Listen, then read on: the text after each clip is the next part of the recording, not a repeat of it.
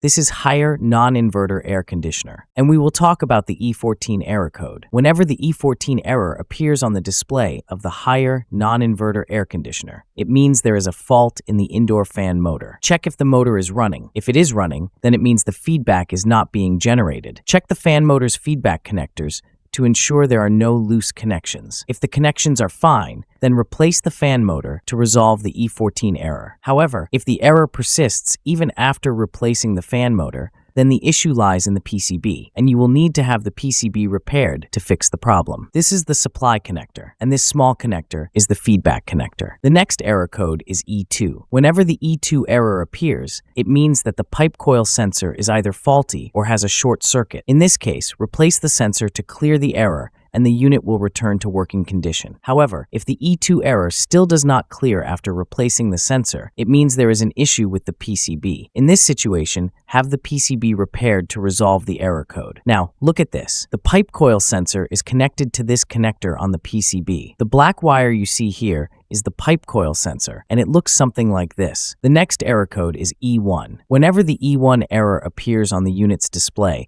it means that the room temperature sensor is faulty. Replace the room temperature sensor to bring the unit back to working condition. In case the error code still doesn't clear after replacing the sensor, it means there is an issue with the PCB. Have the PCB repaired to resolve the E1 error and restore the unit's functionality. The room temperature sensor is connected to this connector on the PCB, and the blue wire is the wire of the room temperature sensor, which looks something like this. Click on the left or right thumbnail to watch our next videos, and subscribe. Thank you.